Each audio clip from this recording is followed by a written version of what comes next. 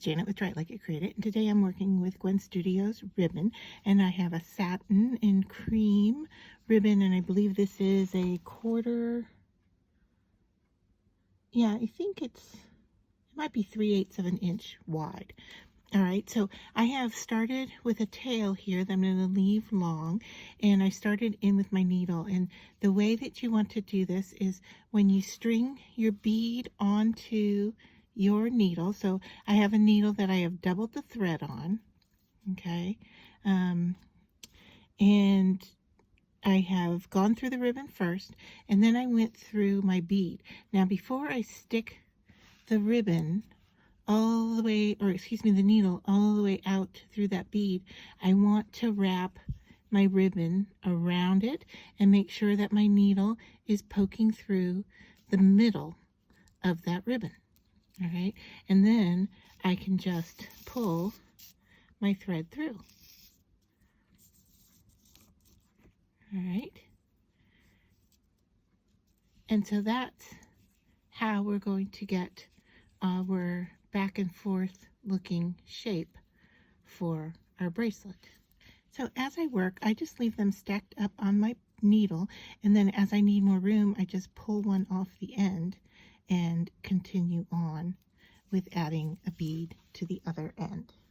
All right, so once you have all your beads threaded and your ribbon in place, and you have it as long as you want. Now I've done this length, all the beads I have in place right now. So what I'm going to do is now I'm going to head back through everything to make sure I have a nice and stable piece. Okay, so I'm just working back through the ribbon, the beads, and I'm looking to make sure that I go back in through very close to where I started with my ribbon. All right, so this is going to take a little bit of work, and you need to have some patience to kind of get back through what you're doing. And I am just working bit by bit as I can. All right.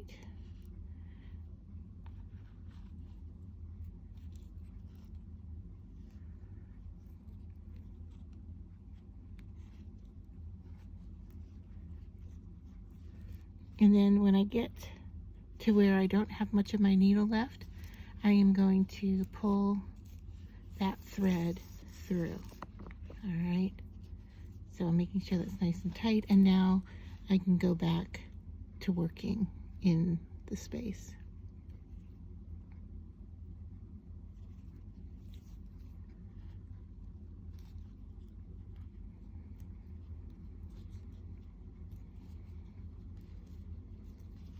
I have now worked myself all the way back through to the other end. Now, what I don't want to do is leave a knot here that's real exposed. So I'm going to go back in a few beads. Okay, probably 3, I guess, would be a good amount. If I can get in here. All right. And then at this point here, so you can see I've gone back through, but I haven't really left too much showing there. So now that I'm here, I can now grab not only my thread, but I can grab a little bit of the ribbon and tie some knots here. All right, so I'm going to hide them just a few beads down. All right, so we doubled our thread to begin with to give extra strength, and then we sewed through twice, and now I've tied a knot there. And if you want to be, you know, extra careful, you can go to the next one and then cut that off there. All right, so now we're almost pretty much done with what we have here. What I want to do is take the same length of ribbon for the end here, and I'm going to cut that at an angle. All right, and before I started, I actually sealed the end of this ribbon by using a little flame on it. You can use fray check on it as well, but you just want it so it doesn't kind of unravel. You don't want to heat it until it gets brown or dark, but you do want to heat it a little bit until you feel that it's melted just a little bit there. And then now this is ready to tie around your wrist and wear. The nice thing about having a bracelet that ties and with a bow is that it can work for a number of different size wrists. So that is a nice feature of this particular bracelet. And it's really pretty, really dainty. It would work great for a wedding.